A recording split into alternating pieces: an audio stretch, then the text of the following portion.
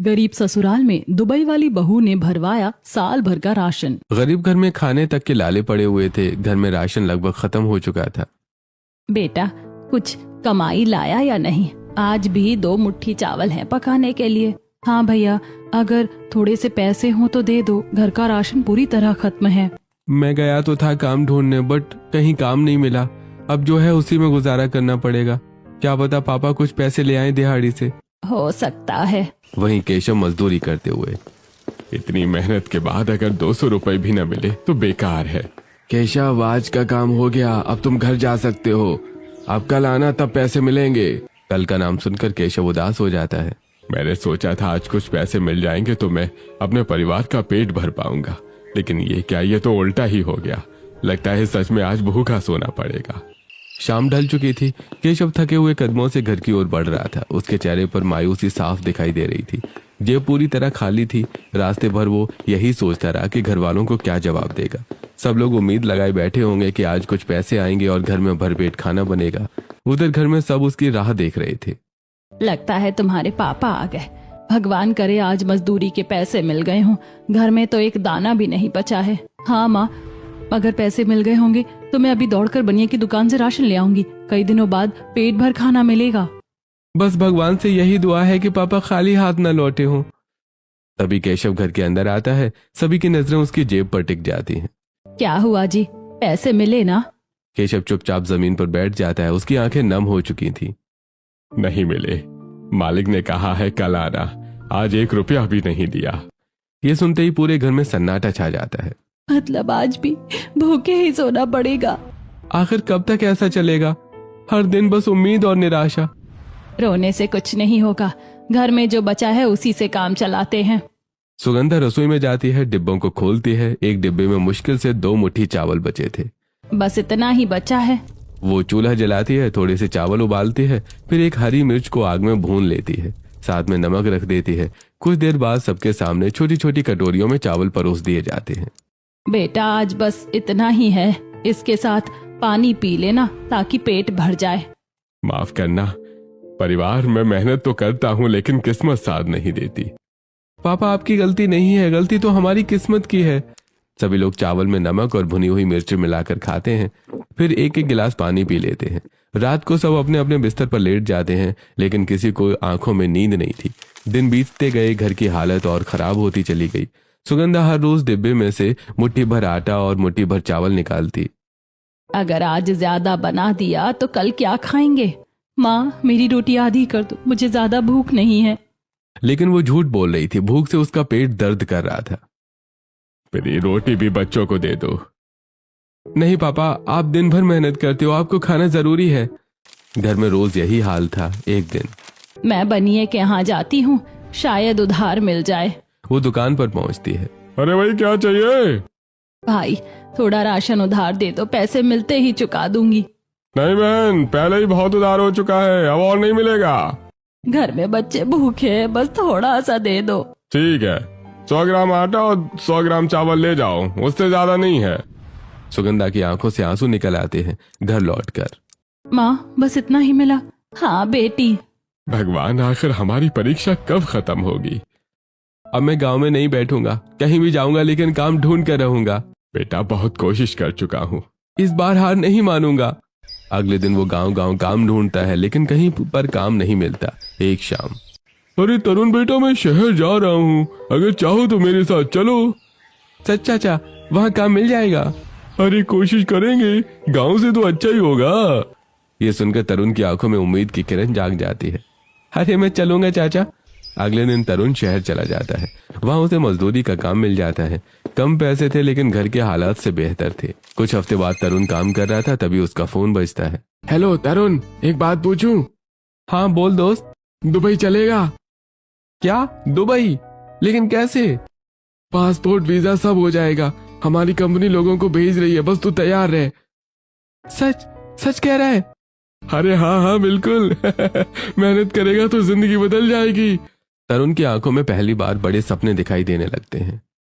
अगर ऐसा हो गया तो मैं अपने परिवार की सारी परेशानियां खत्म कर दूंगा।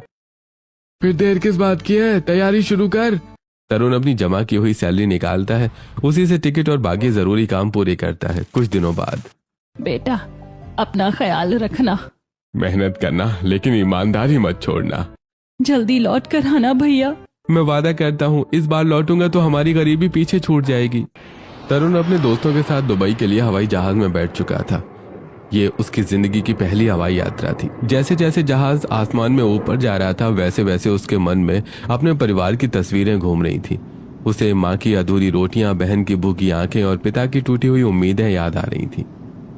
भगवान बस इतना कर देना कि मैं कुछ कमा सकूं, मेरे घर वालों को भूखा मत सुलाना। कई घंटों बाद जहाज दुबई पहुंचता है। एयरपोर्ट से बाहर निकलते ही तरुण की आंखें खुली की खुली रह जाती हैं। अरे वाह, इतनी बड़ी बड़ी इमारतें, इतनी साफ सड़कें, ये जगह तो किसी सपने जैसी लग रही है। दोस्त ये दुबई है, यहाँ मेहनत करने वालों की किस्मत बदल जाती है। कुछ दिनों बाद तरुण को एक बड़ी फैक्ट्री में नौकरी मिल जाती है। रोज सुबह कंपनी की बस उसे लेने आती और वो फैक्ट्री चला जाता। एक दिन तरुण सड़क पार करके बस स्टॉप की तरफ जा रहा था। उसी समय दूसरी तरफ से मायरा अपनी कार लेकर आ रही थी। मायरा जल्दी में थी और गलती से गलत दिशा में गाड़ी मोड़ लेती है। ओह नो, मुझे देर हो रही है। तभी अचानक उसकी कार तरुण से हल्की टकरा जाती है। अरे संभल कर। आई एम सॉरी, मुझे बिल्कुल नहीं दिखा। आपको चोट तो नहीं लगी? नहीं नहीं, मैं ठीक हूँ। तभी वहां ट्रैफिक पुलिस पहुंच जाती है। मैडम, आप रॉन्ग साइड से गाड़ी चला रही थी। मायरा घबरा जाती है। सर मुझसे गलती हो गई। इसके लिए भारी जुर्माना लगेगा। तरुण आगे आता है। सर गलती हुई है, लेकिन इन्होंने जानबूझकर नहीं किया, मुझे कोई चोट भी नहीं लगी है, कृपया इन्हें एक मौका दे दीजिए। काफी समझाने के बाद अधिकारी चेतावनी देकर छोड़ देता है। थैंक यू, अगर आप नहीं होते तो मुझे बहुत बड़ा फाइन भरना पड़ता। अरे कोई बात नहीं, ध्यान से गाड़ी चलाइए। दोनों अपने अपने रास्ते निकल जाते हैं। कुछ दिन बाद फैक्ट्री में सभी कर्मचारियों को सूचना दी जाती है कि नई सुपरवाइजर आने वाली है। पता नहीं भैया कौन आने वाला है। तभी एक लग्जरी कार फैक्ट्री के अंदर आती है। कार से मायरा उतरती है। अरे ये तो वही लड़की है। और ये वही इंसान है जिसने मुझे बचाया था। धीरे धीरे मायरा और तरुण की बातचीत बढ़ने लगती है। एक दिन लंच टाइम में, क्या मैं यहाँ बैठ सकती हूँ? जी बिल्कुल। आप भी मुझे देखकर ऐसे घबरा जाते हैं जैसे मैं आपकी बॉस नहीं कोई इंस्पेक्टर हूँ। नहीं नहीं, बस आदत नहीं है इतने बड़े लोगों से बात करने की। बड़े लोग? मैं भी आपकी तरह ही इंसान हूँ। समय बीतता गया, दोनों की दोस्ती गहरी होती चली गई और एक शाम। तरुण, क्या मैं तुमसे कुछ पूछ सकती हूँ? पूछो। तुम हमेशा उदास क्यों रहते हो? पहली बार तरुण अपना दिल खोलता है। मेरा परिवार भारत में बहुत गरीब है। कई कई दिन हमने आधा पेट खाना खाया है। कभी सिर्फ नमक और रोटी, कभी सिर्फ पानी पीकर सोना पड़ा है। इतना सब झेला है तुमने? आज भी मेरी माँ राशन के लिए तरसती होगी। मायरा की आंखों में आंसू आ जाते हैं। मुझे तुम्हारी गरीबी से कोई फर्क नहीं पड़ता। मैं तुम्हारी सच्चाई और मेहनत से प्रभावित हूँ। उसी दिन से मायरा के दिल में तरुण के लिए प्यार जन्म ले लेता है। कुछ महीनों बाद मायरा के पिता उसके लिए रिश्ते देखने लगते हैं। मायरा, हमने तुम्हारे लिए एक बहुत अच्छा रिश्ता देखा है। पापा, मैं शादी करूंगी तो सिर्फ तरुण से। क्या? वो फैक्ट्री में काम करने वाला लड़का? जी। तुम्हें अंदाजा भी है वो कितना गरीब है? पापा, इंसान की कीमत उसके पैसों से नहीं होती। अगले दिन मायरा तरुण को अपने घर लेकर जाती है। क्या तुम मेरी बेटी को खुश रख पाओगे? सर मैं अमीर नहीं हूँ, लेकिन जिंदगी भर मायरा का सम्मान करूंगा। सम्मान से पेट नहीं भरता, लेकिन मेहनत से भरता है। पापा, अगर शादी करूंगी तो तरुण से ही करूंगी। मैं उसके साथ खुश रहूंगी। जी बेटी अपनी खुशी इसी में देख रही है। आखिरकार मायरा के माता पिता मजबूरी में मान जाते हैं। कुछ दिनों बाद दोनों की धूमधाम से शादी हो जाती है। मायरा, मैं तुम्हें महल नहीं दे सकता। मुझे महल नहीं, तुम्हारा साथ चाहिए। शादी के बाद मायरा और तरुण भारत लौटते हैं। गांव में सभी लोग हैरान थे। अरे देखो, तरुण दुबई से बहू लेकर आया है। बहू तो गहनों से लदी हुई है। लगता है किसी बहुत अमीर घर की लड़की है। जब तरुण घर पहुंचता है तो सभी उसे देखकर खुश हो जाते हैं। बेटा, तू आ गया। फिर उसकी नजर मायरा पर जाती है। ये कौन है? हाँ माँ, ये आपकी बहू मायरा है। सुगंधा के चेहरे पर चिंता आ जाती है। बेटा, तूने ये क्या कर दिया? इतनी अमीर लड़की हमारे घर में कैसे रहेगी? हमारे पास तो खाने तक का इंतजाम नहीं है। माँ, मायरा सब जानती है। माँ जी, आप चिंता मत कीजिए, मैं यहाँ खुशी से रहूंगी। अरे वाह, गरीब घर में दुबई वाली बहू आ गई। देखना 2 दिन में भाग जाएगी। इतनी अमीर लड़की यहाँ कैसे टिकेगी? मायरा सब सुन लेती है लेकिन कुछ नहीं कहती। साधारण तरीके से मायरा का गृह प्रवेश होता है। भाभी, घर छोटा है लेकिन दिल बहुत बड़ा है। बस यही सबसे बड़ी दौलत है। अगले दिन पहली रसोई की रस्म थी। मायरा रसोई में जाती है और राशन के डिब्बे खोलती है, लेकिन हर डिब्बा खाली था। माँ जी, आटा कहाँ है? खत्म हो गया। चावल? वो भी नहीं है। मायरा की आंखें भर आती हैं। आखिर घर में सिर्फ चीनी बची थी। मायरा पानी में चीनी घोलकर शरबत बनाती है, फिर वो सबको गिलास पकड़ाती है। माँ जी, आज मेरी पहली रसोई है, मैं बस यही बना पाई हूँ। पूरे घर में सन्नाटा छा जाता है। भाभी, पहली बार कोई हमारी हालत देखकर रोया है। बेटी, हमें माफ करना। मायरा गिलास हाथ में लेकर खड़ी थी। उसकी आंखों में से लगातार आंसू बह रहे थे। माँ जी, पापा जी, आज मैं एक वादा करती हूँ, अब इस घर में कोई भूखा नहीं सोएगा। मायरा के शब्द सुनकर सभी हैरान होकर उसकी ओर देखने लगते हैं। मायरा के वादा करने के बाद भी घर की हालत में कोई बदलाव नहीं आया था। गरीबी अभी भी उसी तरह घर के हर कोने में फैली हुई थी। अगले दिन सुबह तरुण जल्दी उठ गया। घर में खाने के लिए कुछ भी नहीं बचा था। ठीक है माँ, कोशिश करता हूँ, शायद थोड़ा बहुत उधार मिल जाए। बेटा, अगर हो सके तो बनिए के यहाँ से थोड़ा सा राशन ले आ, आज घर में एक दाना भी नहीं बचा है। तरुण गांव के बनिए की दुकान पर पहुंचता है। दुकान पर पहले से कुछ लोग खड़े थे। अरे वाह, दुबई से लौटे हुए बाबू साहब आ गए। क्या बात है तरुण, दुबई जाकर भी कंगाल ही लौटे हो क्या? दुकान पर खड़े लोग हंसने लगते हैं। हमने तो सोचा था दुबई से लाखों रुपए लेकर आएगा, और देखो आज भी उधार मांगने आया है। चाचा, मजाक मत उड़ाइए, हालात खराब हैं, लेकिन हमेशा ऐसे नहीं रहेंगे। अरे पहले पुराना हिसाब चुका दो, फिर नई बात करना। बस पाव किलो आटा, पाव किलो दाल और पाव किलो चावल दे दीजिए, घर में खाने को कुछ नहीं है। ठीक है, इस बार दे रहा हूँ, लेकिन अगली बार बिना पैसे के मत आना। तरुण राशन लेकर घर लौट जाता है। घर पहुंचते ही सुगंधा और श्वेता राशन देखकर खुश हो जाती हैं। माँ देखो, आज दाल भी बनेगी, भगवान का लाख लाख शुक्र है। माँ जी, आज खाना मैं बना देती हूँ। रहने दे बहू, तू अमीर घर की लड़की है, तुझे हमारे चूल्हे चौके की आदत नहीं होगी। माँ जी, मैं सीख जाऊंगी। मैंने कहा ना, रहने दे, मैं और श्वेता बना लेंगे। मायरा चुप हो जाती है। वो समझ चुकी थी कि सुगंधा अभी भी उससे नाराज है। दोपहर में पड़ोस की औरतें घर के बाहर खड़ी बातें कर रही थीं।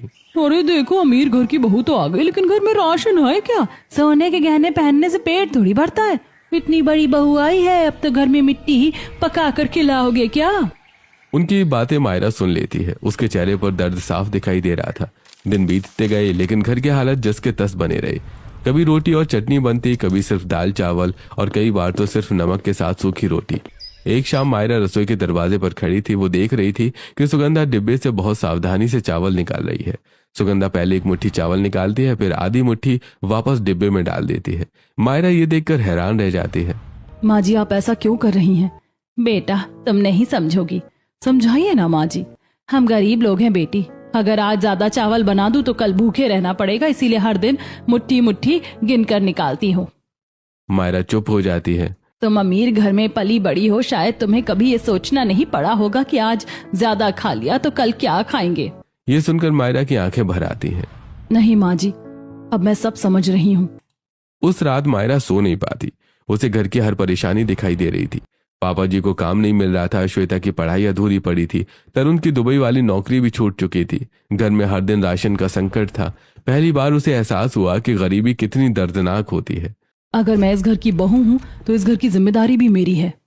अगले दिन रात के खाने में सिर्फ 4 रोटियां बनी थी। एक पापा जी की, एक तरुण की, आधी श्वेता की, आधी मेरी। और मेरी? बेटा, आटा खत्म हो गया। कोई बात नहीं माँ जी, मुझे भूख नहीं है। लेकिन सच ये था कि मायरा को भी बहुत भूख लगी थी। मायरा अपने कमरे में जाती है। उसके पास शादी से पहले के कुछ पैसे बचे हुए थे। उसने वो पैसे संभाल कर रखे थे। अगर ये पैसे घर के काम नहीं आएंगे तो उनका क्या फायदा? वो पैसे निकालकर तरुण के हाथ में रख देती है। ये